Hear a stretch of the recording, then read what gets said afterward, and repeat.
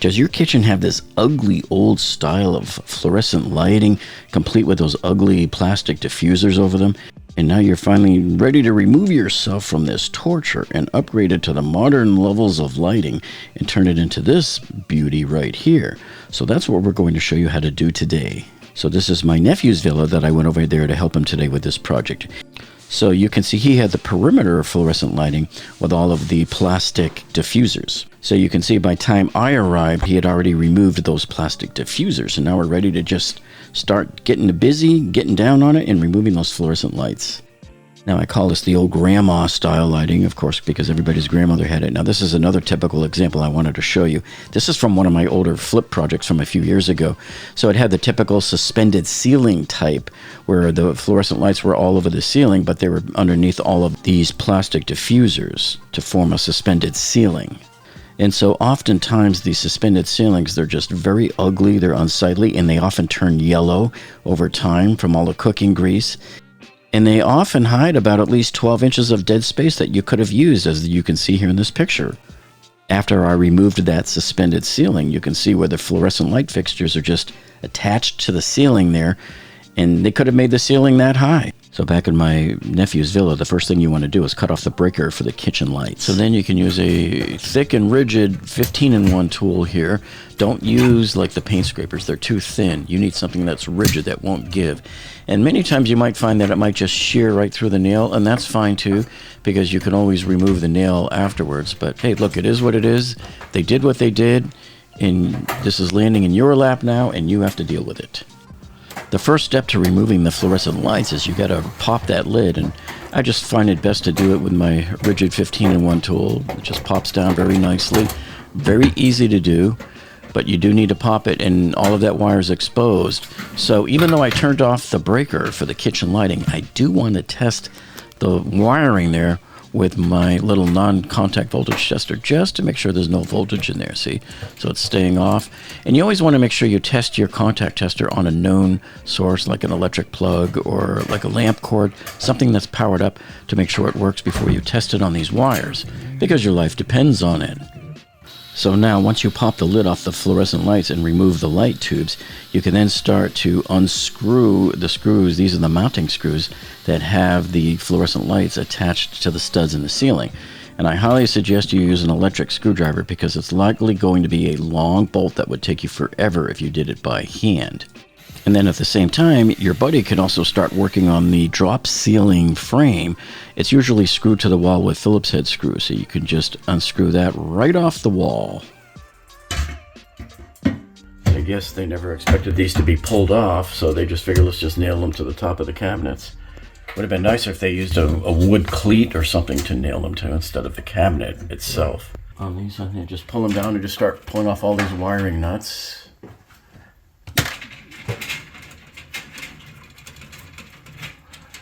So that we can separate all these wires and get this Romex here liberated. This is going to be our power line. So here's another mounting screw with a ground wire attached to it, so you have to unscrew this one as well. And then the entire fluorescent light housing should come right down off of the ceiling for you.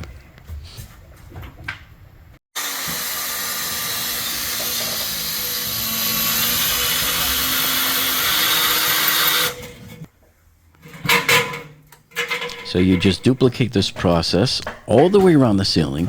You want to make sure every single screw is pulled out of every one of these fixtures. And it really does go better with two people doing it. It's so much easier for one person to hold up one side of the fixture while the other person is unscrewing it, like you see right here.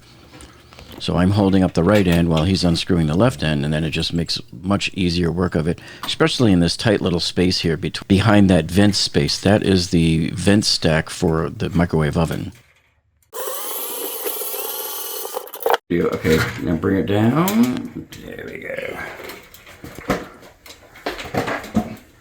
And away it goes.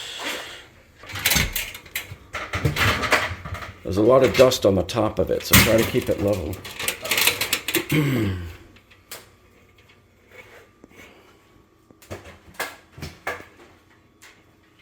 But what we're going to do is probably put it the first light right here over the center of the sink.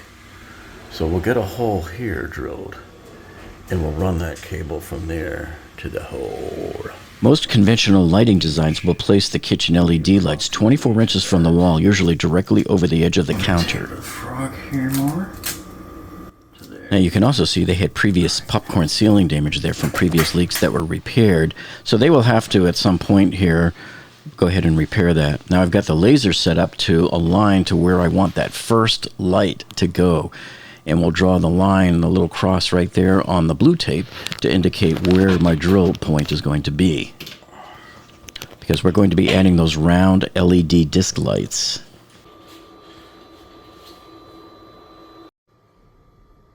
So then we move the laser over to in front of the center of the dishwasher. My Milwaukee laser that I'm using here also has a plumb bob feature, so it'll plant the laser beam right up there on the ceiling as well, which makes it very convenient to help you plan lighting and where exactly above that point you need to be in order for that light to be placed. And a big old X marks the spot where I'm going to drill for this particular light. Sometimes I'll use my stud finder up there just to see what's going on. But, you know, we're using disc lights anyway that are only a ½ inch thick. These are wafer lights. And so it really doesn't matter. Even if there was a stud blocking the way there, it will fit within that 1/2 inch cavity before it hits any wood. That's the great thing about these lights. Now I'm working on the light for the stove. So you come right to the center of the stove and you come out 24 inches from that back wall so that the light will be placed right over the front edge of that oven there. So we place the blue tape, just like the other ones. Double check. I always measure twice and cut once, folks. Because once you cut that hole in the drywall, that's it. There's no undo button. Unless you want to do a major drywall repair and do some mudding and taping that will add hours onto your project. I'm thinking we make the other one in line with it. What do you think? Put it just in a straight line with that one for symmetry. Because you don't necessarily need to have it right at the edge of that count of those lights there, right? So I think you can have one here, and then we come in. Then for our final light position, we line up the laser to the 50% point of the cavity where the refrigerator takes up the space. And it's also going to line up here with the one that I just marked, see? So I'm trying to keep everything as symmetrical as possible. The only one that's going to be different is the one over the sink there. So now we're using our little drywall hole driller, and this is great. This is a great tool to have. And like I tell people, man, always practice first on a spare piece of drywall to make sure the hole is right. Sometimes these things cut a little big, and if they cut too big, you're in trouble. So here's an example of it. Here, I'll show you in a second. This is what you want to do. Now, I highly suggest you test this out on a test piece of drywall first to make sure that your hole saw is cutting the hole properly. Sometimes they cut a little big, and if they cut too big, man, you're going to be in trouble. So then I take the light and I test fit it and just see. Because who knows, I might have to adjust it and make it a little smaller. I don't know. But we'll plug it on here because that's how it's going to connect up on the ceiling. And so far it looks like it made it in there. And when you flip it over and look it on the back, that's how it's supposed to look when it gets up into the ceiling, you see. So now we just got to move this Romex over to this first hole that we made. Now we think we found it up there. It's probably stapled to the ceiling joist up there. So, because remember it's all powered by this switch right here. So the wire runs up the wall and goes over there. So we just need to move it here. So what I did was I stuck a bright light up in the attic there, and we're going to go up there, and up here it's actually a crawl space. So we're going to crawl up near it, see what we can do to free this cable, and pull it right back down. Before we run up there and crawl around and everything, I just want to take one last look at the ceiling and make sure that all my pieces of blue tape are in the right place, and that the hole is where it belongs, that we didn't do anything wrong, and everything looks fine. And there's where it went, right over there. So we had to just cut the Romex because we couldn't reach that point though where it was stuck and stapled onto the rafter. So I just cut it right there with my cutters, and it works just fine because look, it still fits down the hole right here to where the light's going to be. So we give it a little bit of excess, and then we start drilling the rest of the holes.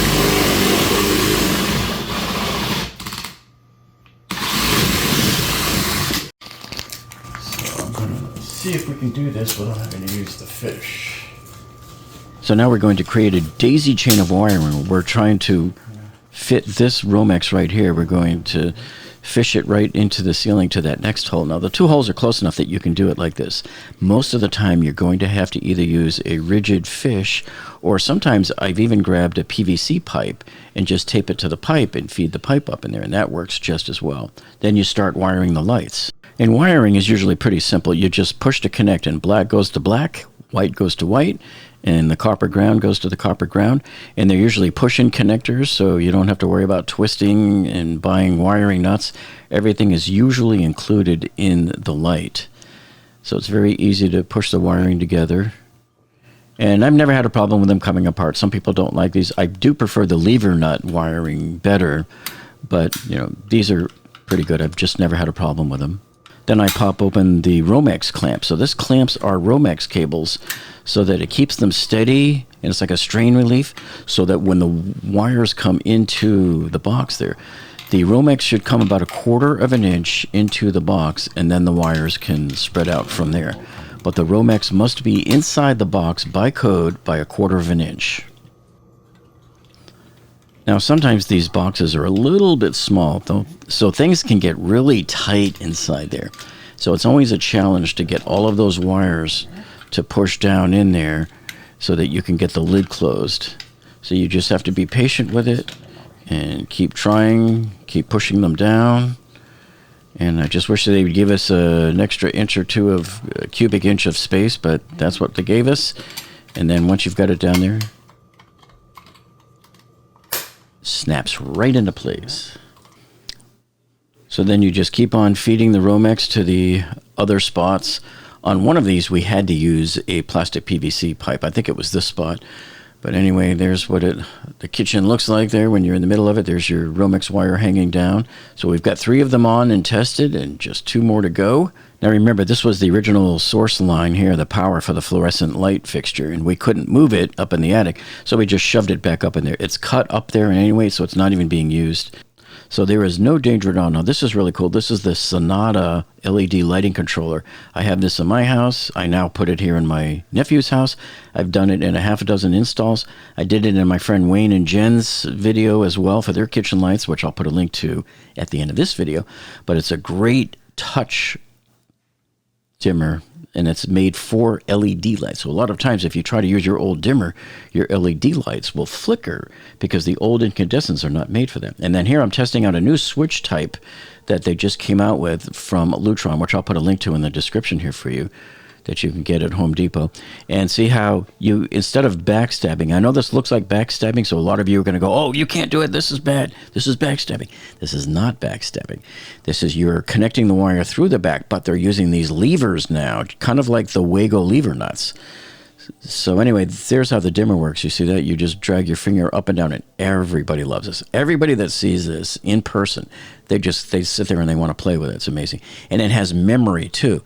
So when you turn on the toggle switch, it will remember the last setting that you had the lights at, which is awesome. It's a great feature to have. And so at the end, here's what it looks like. There is the final product. And doesn't that kitchen look nice and even and completely well lit like you're at the beach? And this is just incredible compared to what it looked like before, where it was like in the dark ages, and they had no operating fluorescent lights. That's why they called me up to come in here and help them with this, because their kitchen was completely dark until we got in there and got this done for them. Now remember, this is a young couple, and you always have to pick and choose your battles on which remodeling item you want to work on there, because you don't have much money. So later on, they're trying to figure out what to do with that ceiling. They will most likely just remove all of the popcorn and have texture brought in and put on there. But you can easily pop those lights off to make that happen, so you don't have to worry about the lights getting painted over. And of course, the sink got all dirty and everything there, but we're cleaning all of this up. Don't worry. Every bit of this will get cleaned up.